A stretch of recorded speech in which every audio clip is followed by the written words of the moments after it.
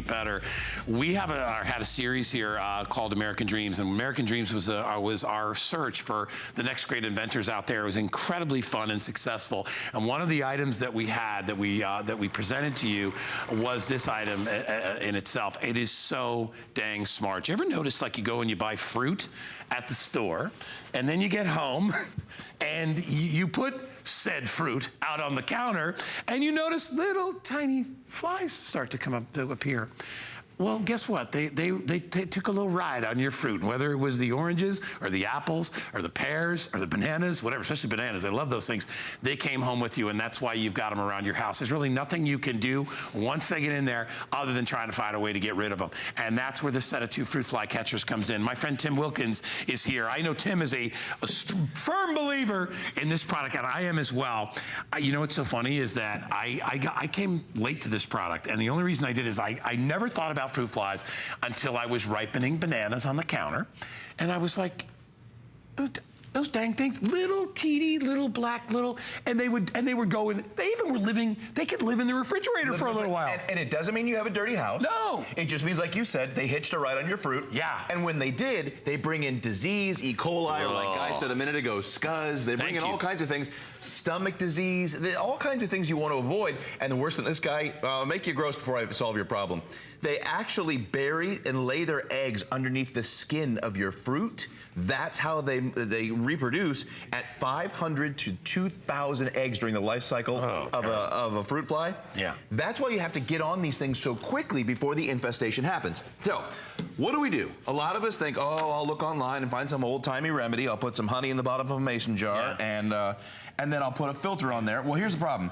Not only do they come back out of that great big hole, but then your guests come over and they see them doing the backstroke in the honey and think, oh, your house is dirty. Yeah, hi, I have flies. Hi, everybody. Problem. Look at this giant thing I've created with a flag on top of it. Here's a coaster for the top of your wine, too. You're gonna need it. Exactly. So then the next thing a lot of us did was to go out and buy these toxic, non-organic traps. They're disposable. You end up throwing them away every 30 days, and before you know it, you've spent $150 at the end of the year.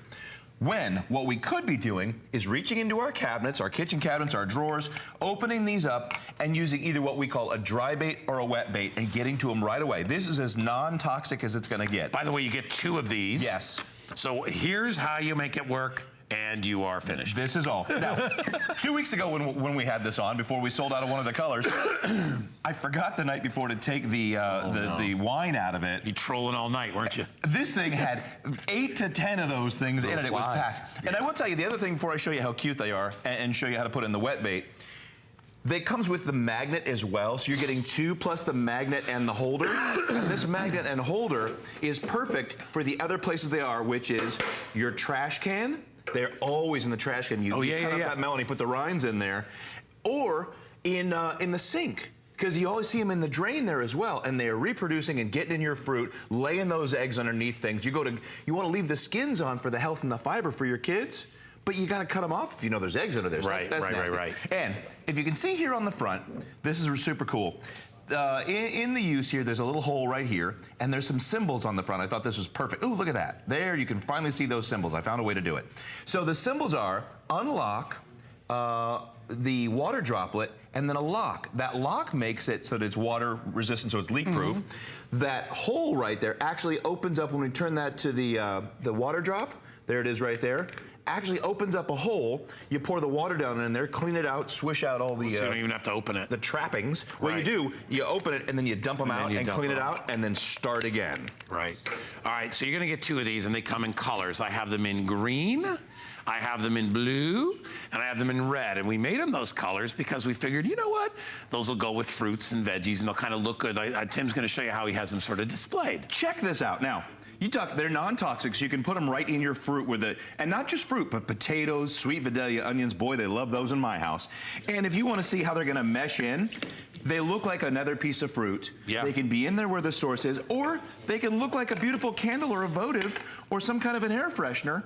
Either way, never know. you can be using these constantly without worrying about toxic things around your fruits and vegetables, without letting that infestation get out of hand. Because if you don't get to it quickly, they are going to breed. Well, you had said you found 8 or 10 of them in that jar the next day, and if each one of those can give off how many thousands of eggs? 500 to 2,000 per. Yeah, so there's, now you got 15, 20, 30,000 flies rather than 10. That's how fast that they get out there, and they'll eat your pineapple, they eat your fruits and veggies. They don't care. They're attracted to things that are pungent, things that are sugary. Yeah. So you can bait them with either fruit. I also have baited mine with cider vinegar. Yes. Which I think is a great one. Which is one of my Natural. absolute favorites. Very natural. You're a natural type of guy. I try to keep things natural and whole. They like the whole foods. Wine works as well if you've ever been to a party and people are really saying, hey, sorry about this, but we got a fruit fly thing. So this, again, is how you put this on. Let's match this up with our line. There it is. And when you turn that all the way to the lock insignia, that little icon of a lock, that's going to keep this more spill resistant, right, and spill proof. And as you saw in the animation, there's these vents, and that vents are the scent vents. So it's letting all that apple cider vinegar out there. That it's a scent vent. It's a scent vent. Very illiterate. And that traps them. They go down in the hole. That's down in there, and that is a very small hole. Once they get in, they're not coming out. I like that. Yeah, kind of like a lobster trap, only with tiny little fleas. And right? nothing good at the end when you go, nah, there's you're not lobsters eating. in there. Yeah, No. oh, fantastic. No, you are still happy when you're dumping them down the drain. But the key to this whole thing is that they like, obviously, the gas that's associated with fermentation or ripening or anything. That's what these flies are drawn to, because they know that's fruit. That's basically the dinner bell ringing for them. So that's why you can use things like wines, which are fermented, or vinegar. Or a lot of people would use honey. I guess honey, again, has that kind of fermented sort of a smell, because it is also a living thing. So that's really what they go for. I would much rather them go for this little container than my fruit. Well, then eat that stuff. And I don't peel that. So what you're saying is I've probably eaten some fly eggs? Is that what you're saying? A couple, 2 or 3. Man. Now, this is how Riley Teeter, who comes from the Teeter family, the Teeter inversion tables. Roger Teeter, who we all love, has saved our backs for the last 20 years. Yeah. She was cutting these up for her kids, saw the fruit flies around and said, those are really nasty. She did a little research and found out they're a lot more than a little nasty. That's where she was finding they carry diseases, E. coli, stomach distress. She harbingers. They are harbingers. Veritable predators. Yes. And she said, I want to leave those on there. I learned more stuff with you, I swear.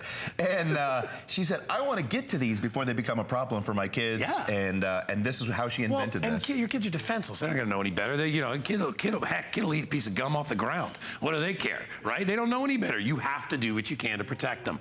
And at the same time, protect your food supplies. And we often buy things, especially with things like bananas, before